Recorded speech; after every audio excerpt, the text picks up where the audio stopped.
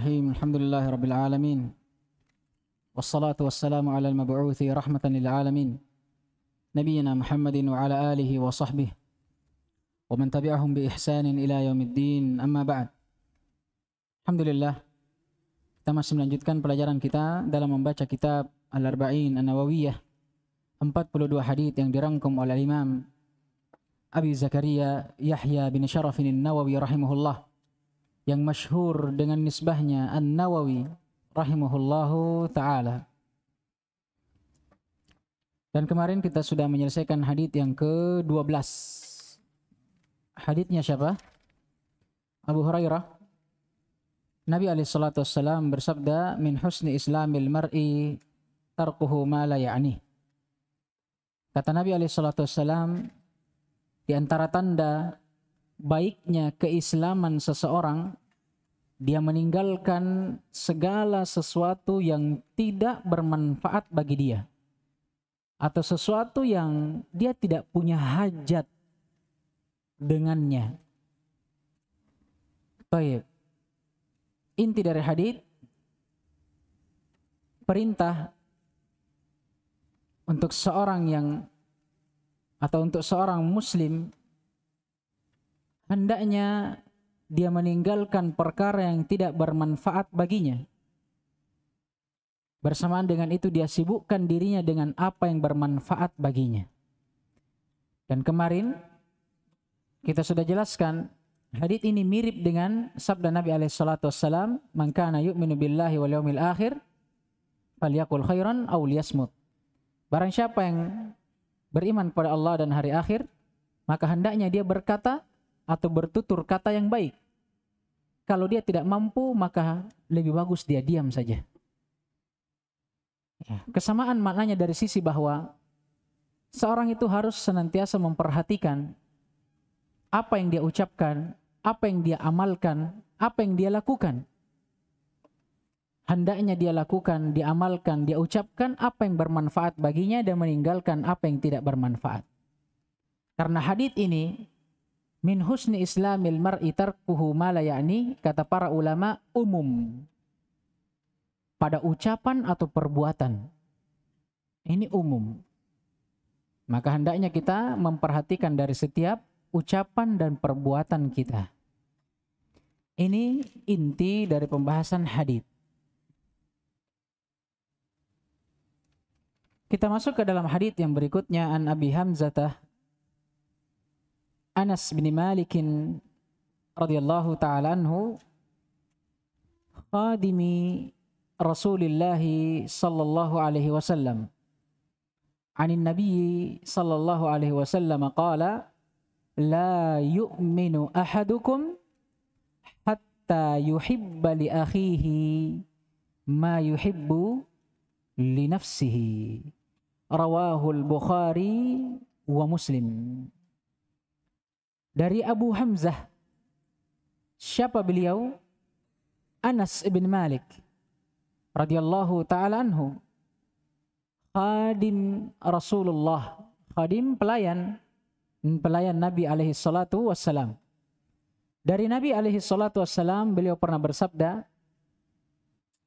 tidak beriman salah seorang di antara kalian sampai dia mencintai saudaranya, atau dia mencintai untuk saudaranya apa yang dia cintai untuk dirinya. Atau bisa kita katakan dia cintai saudaranya sebagaimana dia cintai dirinya. Hadits diriwayatkan oleh Al-Imam Al-Bukhari dan Muslim. La yu'minu ahadukum, tidak beriman salah seorang di antara kalian. Al-iman, iman secara bahasa, al-iqraru al-mustalzimu lil qabuli wal id'an. Al-iman secara bahasa, al-iqrar, pengakuan, pengikraran. Tahu ikrar kan? Ikrar bahasa Indonesia yang baku itu. Ya, maknanya pengakuan. Al-mustalzimu, yang mengharuskan lil qabuli wal id'an. Adanya al-qabul, penerimaan, kepasrahan, wal id'an, ketundukan. Jadi iman secara bahasa dia adalah pengakuan yang disertai dengan apa? Keikhlasan, penerimaan, kepasrahan dan ketundukan. Adapun secara syariat, maka iman definisinya ma'ruf. Apa iman?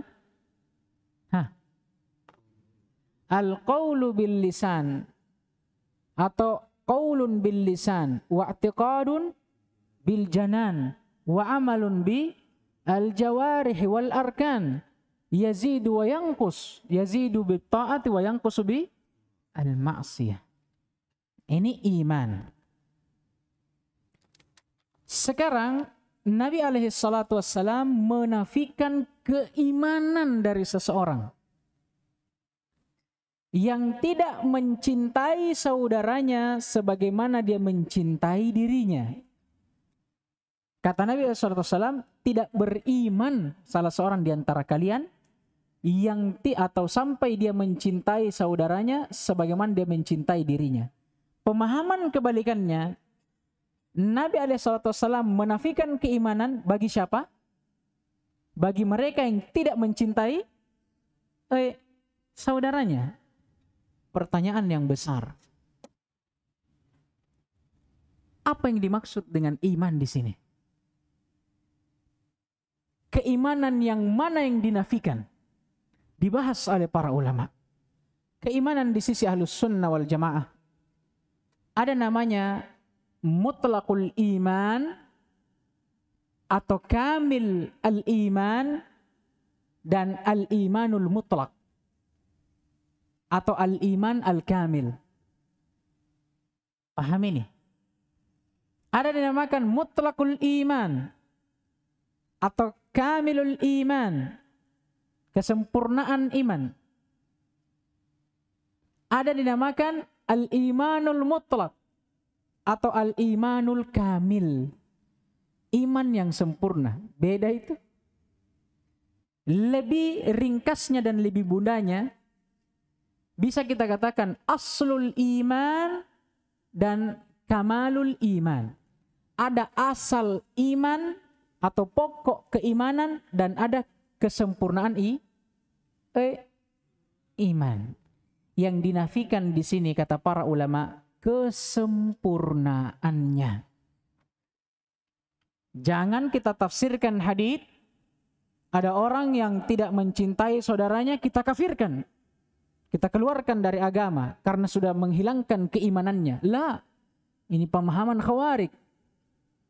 Karena iman, di pembahasan iman, Ahlus Sunnah sepakat bahwa iman itu bertambah dan berkurang. Tidak ada yang menyelisihinya kecuali siapa?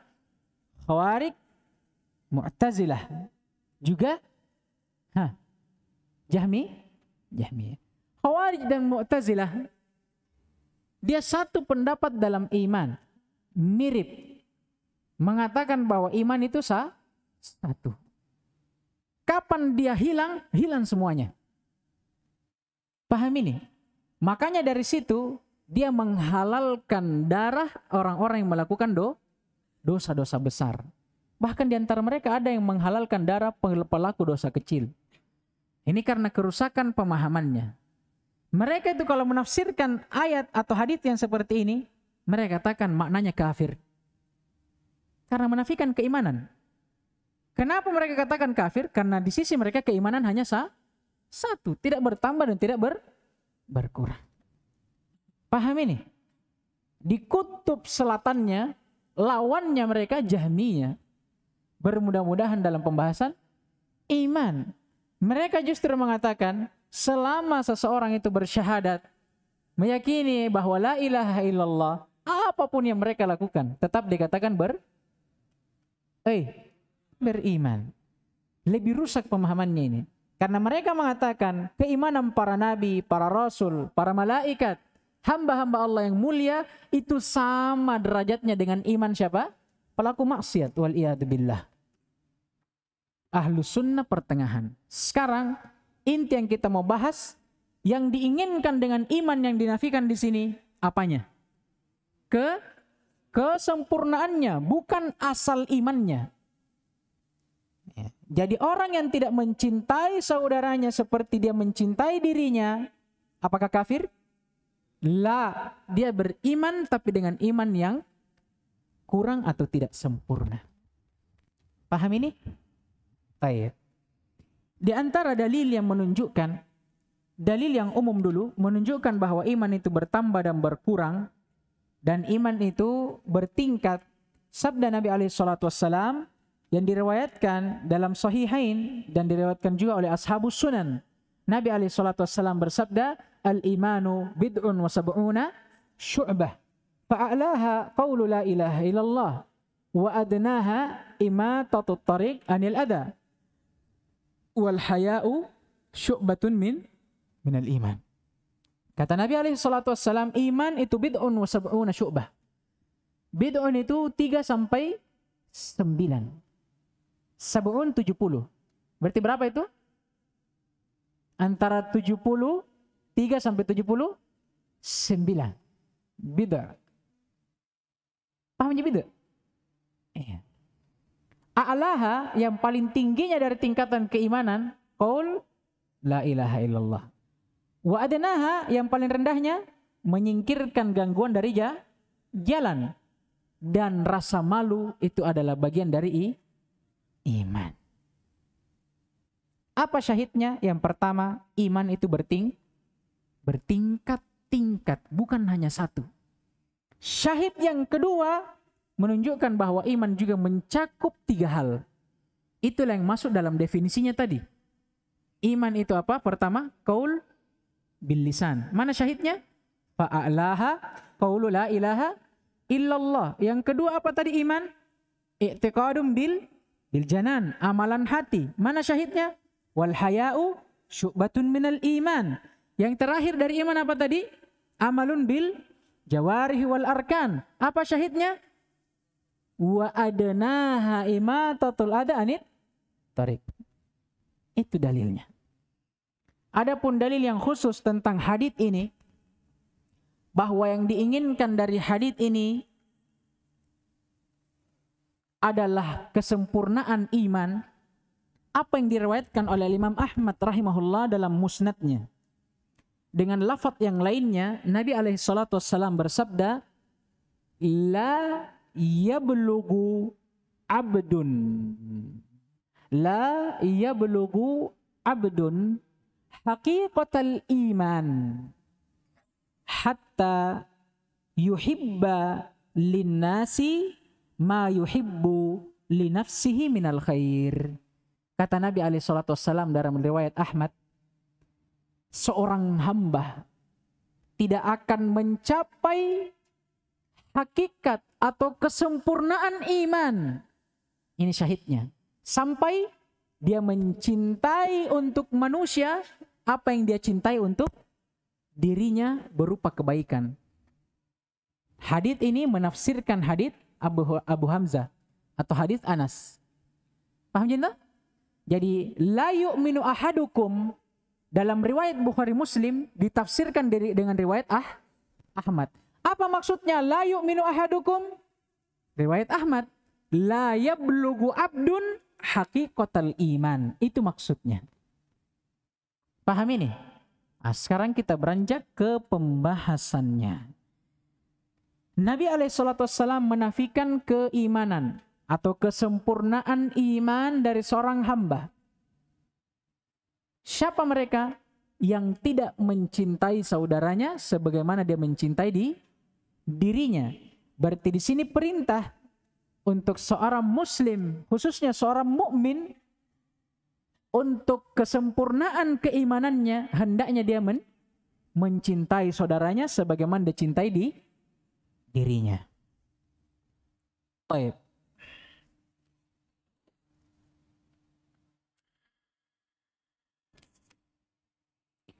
Disebutkan oleh para ulama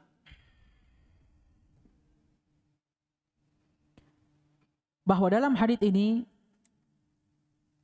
ada beberapa pelajaran.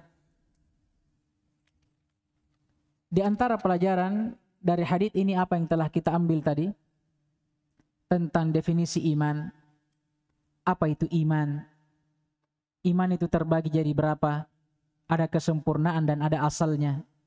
Dan apa saja kesempurnaan iman itu disebutkan. Di antaranya adalah bagaimana seorang mencintai saudaranya dengan sesuatu yang dia cinta terhadap dirinya dengan hal itu. Maka dari situ, dari hadits ini juga kita mengambil faedah larangan seseorang untuk bersikap hasad kepada saudaranya. Nah, ini perhatikan. Hasad itu ikhwas sekalian penyakit. Penyakit dari penyakit hati. Penyakit dari penyakit hati. Disebutkan ucapan yang begitu indah dari Al-Hafidh Ibn Rajab dalam kitabnya Jami' Al-Ulum wal Hikam.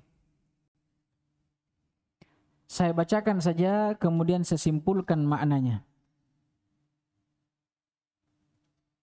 Kata beliau rahimahullah, hadithu Anas yadullu ala anna al-mu'min yasurruhu ma yasurru akhahul mu'min. Hadits Anas ini menunjukkan kepada kita bahwa seorang mukmin, seorang yang mengaku beriman, hendaknya dia berbahagia dengan sesuatu yang membahagiakan saudaranya juga. Dia bahagia dengan kebahagiaan saudaranya. Wa yuridu li akhihi al-mu'min ma yuridu li nafsihi minal khair. Dan juga dia inginkan kepada saudaranya apa yang dia inginkan untuk dirinya berupa kebaikan. Wa hadza kulluhu innama ya'ti min kamali salamati sadri minal ghilli wal ghish wal hasad. Dan perlu kita ketahui, hal yang ini itu bisa terjadi kalau seorang manusia itu selamat hatinya dari segala penyakit hati. Termasuk diantaranya al-ghil wal ghish, kecurangan, tipu menipu, wal hasad, dan penyakit hasad. Hasad disebutkan oleh para ulama menginginkan nikmat yang berada pada orang lain itu hilang dan berpindah kepadanya. Itu hasad di kalangan para ulama. Ish hada?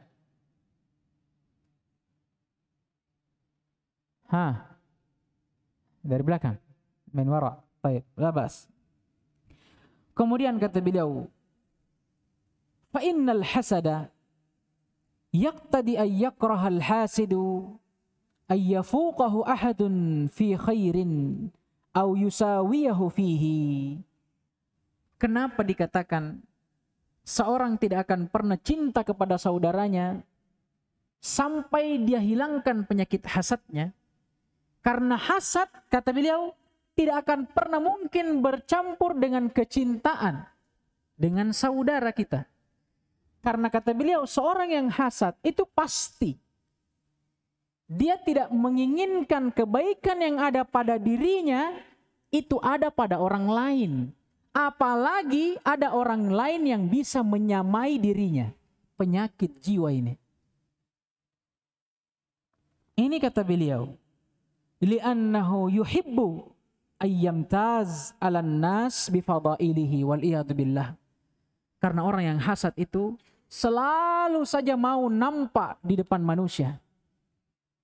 Selalu dia mau menjadi seseorang yang dibedakan di antara manusia. Hei, saya ini. Fulan bin fulan. Saya. Ini orang yang hasad. Maka tidak akan pernah berkumpul hasad dengan kecintaan kepada seorang mukmin. Kenapa?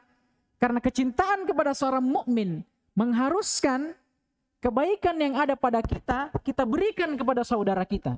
Kita cinta saudara kita untuk mendapat kebaikan yang ada pada diri kita. Orang yang hasad tidak mungkin seperti itu. Karena orang yang hasad, dia selalu mau kebaikan yang ada pada dirinya itu hanya ada pada dia saja. Maka bagaimana dia mau inginkan kebaikan untuk orang lain? Maka kata Ibnu Rajab, mustahil. Tidak akan mungkin bertemu kecintaan kepada orang saudara kita dengan sifat hasad yang masih ada dalam hati. Kemudian kata beliau, wal iman yaqtadi khilafa dzalik. Dan iman, khususnya kesempurnaan iman, mengharuskan lawannya. Apa lawan dari hasad? Itu tadi.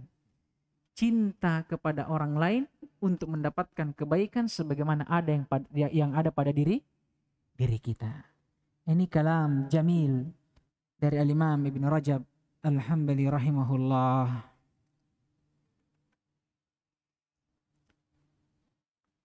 Baik. Dan juga disebutkan oleh para ulama di sini juga kita mendapatkan faidah